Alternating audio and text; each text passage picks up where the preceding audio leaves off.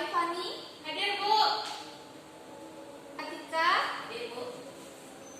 Dila. Hadir, Bu. Meli. Hadir, Bu. Sepertinya kita hadir semua ya. Oke. Kita pada kali ini akan memasuki bab baru. Jadi sebelum kita masuk bab baru, Ibu terlebih dahulu ingin mereview dulu materi kita sebelumnya, yaitu mengenai suhu dan kalor. Jadi Ananda, adakah yang masih ingat apa itu suhu dan apa itu kalor? Ada, Bu. Baik, Asaini, apa itu suhu dan kalor? Suhu besaran yang menyatakan derajat panas dinginnya suatu benda, Bu. Kalor? Sedangkan kalor energi panas yang berpindah dari suhu tinggi ke suhu rendah, Bu. Ya, benar sekali. Yang dimana suhu itu merupakan besaran yang menunjukkan derajat panas atau dingin suatu benda. Sementara kalor itu perpindahan energi panas zat dari suhunya yang tinggi ke suhu yang Rendah. bagus. Nah, tadi kan itu pengertian suhu dan kalor. Sekarang Ibu ingin bertanya bagaimana pengaruh suhu dan kalor itu terhadap suatu zat atau benda. Apakah ada yang masih ingat? Halo, apakah ada yang masih ingat? Ada, Bu. Oke. Pengaruh suhu dan kalor itu pada suatu benda atau zat itu, yang pertama adanya perubahan wujud, yang dimana dari benda itu benda padat bisa jadi menjadi benda cair ataupun menguap menjadi benda gas. Lalu pengaruh yang kedua yaitu pada benda tersebut akan mengalami yang namanya pemuaian dan penyusutan. Lalu juga pengaruhnya itu benda itu akan memiliki suhu yang meningkat karena kalor yang dihasilkan itu menyebabkan suhunya meningkat.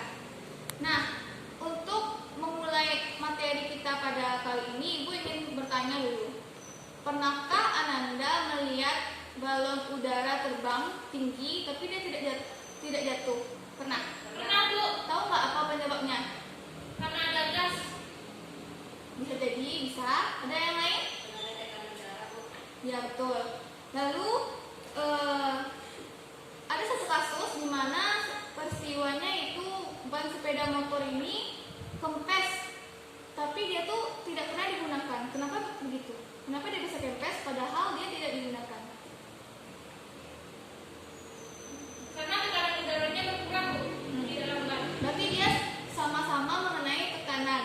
Yang satu tekanan udara sama tekanan gas kan? Baiklah. Nanti kita akan membahas bagaimana kedua pertanyaan tadi itu terjadi peristiwanya ya. Baiklah, untuk tujuan pembelajaran kita hari ini yaitu siswa dituntut untuk dapat mempelajari mengenai konsep dari teori kinetik gas, kemudian dapat mengidentifikasikan sifat-sifat gas ideal, lalu dapat menulis persamaan dari hukum-hukum tentang gas, yaitu ada hukum Boyle, hukum Charles, hukum Gay-Lussac, dan hukum Boyle-Gay-Lussac, serta dapat mengoperasikan persamaannya itu nanti ke dalam soal. Lalu juga kita dituntut untuk dapat menentukan nantinya persamaan umum dari gas ideal dan juga pengaplikasiannya kepada peristiwa yang terjadi di dalam kehidupan sehari-hari. Nah, materi yang akan kita bahas ini ialah mengenai teori kinetik gas. Baiklah, kita akan masuk ke materi pertama pada bab ini, yaitu mengenai teori kinetik gas.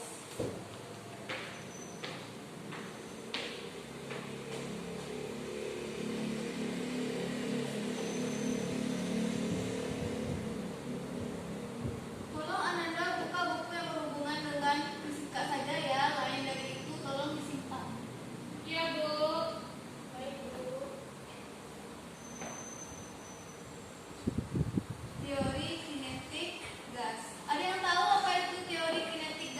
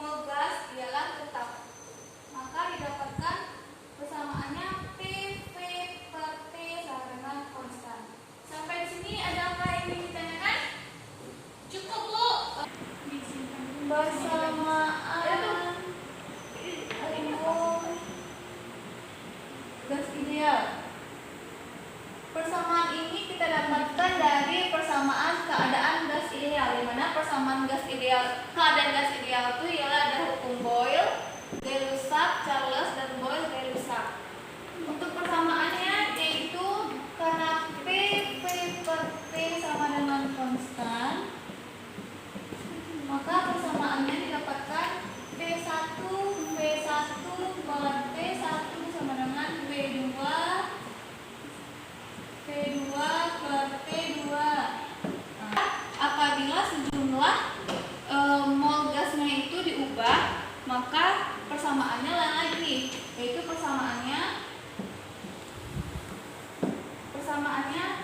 PV sama dengan MRT, di mana M ini merupakan ketetapan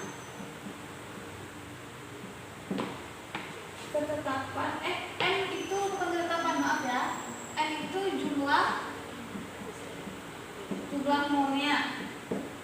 R ini baru ketetapan umum gas,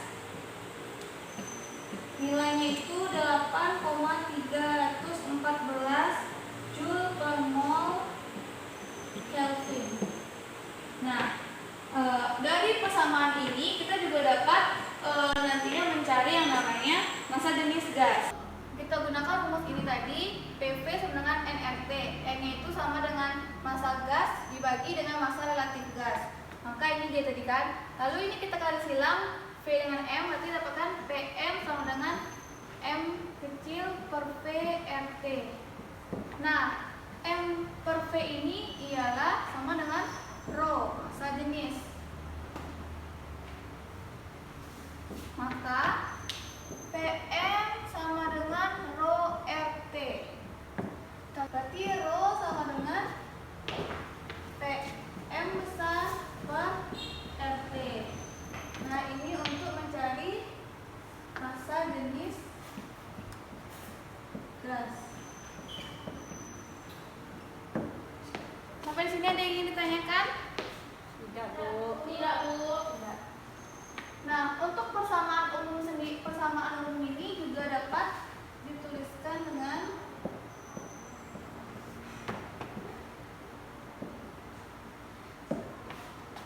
P V sama dengan N besar KT. Nah, Anda, jadi inilah materi yang kita bahas pada pertemuan ini.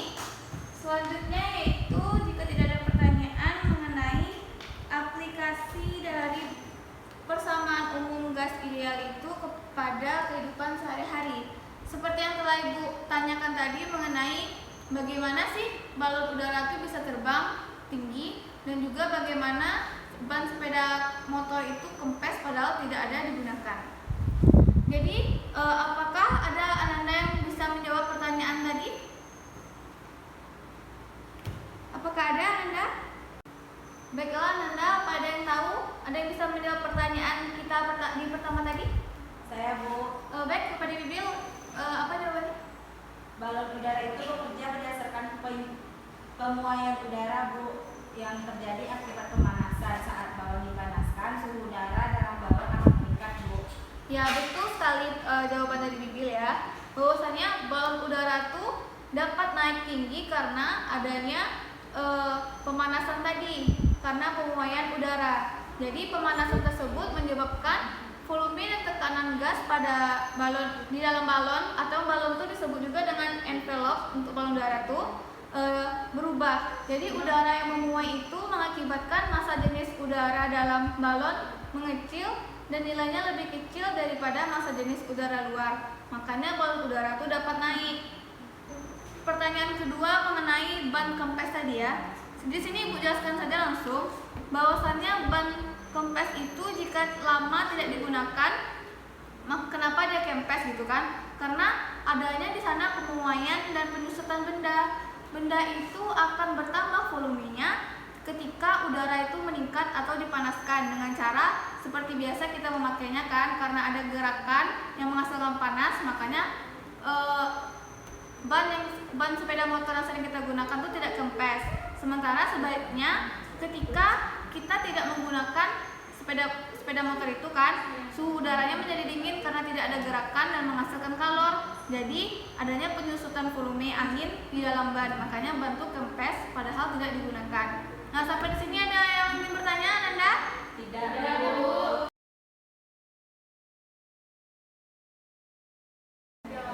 Baiklah, karena kita sudah sampai di penghujung waktu pembelajaran pada pertemuan ini, Ibu untuk menyimpulkannya, Ibu ingin menunjuk Ananda untuk dapat menyampaikan apa yang telah didapat pada pertemuan kali ini.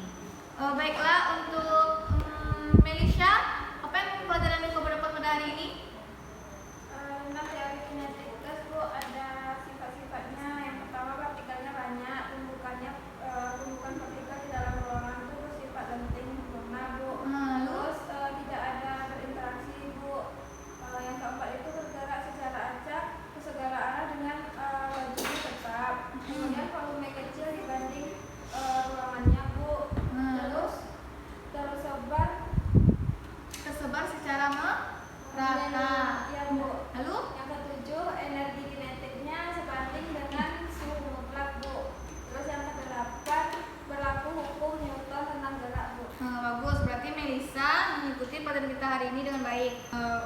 Ibu rasa kelas ini telah cukup untuk dapat memahami materi yang telah Ibu berikan. Jadi Ibu sekarang akan memberikan tugas di LKS halaman 129, tolong dikerjakan ya Nanda. Untuk materi kita minggu depan yaitu mengenai masih pada bab teori kinetik gas, yaitu ada tekanan gas ideal, kecepatan rata-rata gas, energi kinetik gas, serta kelajuan efektif gas. Oke, karena berhubung jamnya sudah habis, Ibu cukupkan sampai di sini. Assalamualaikum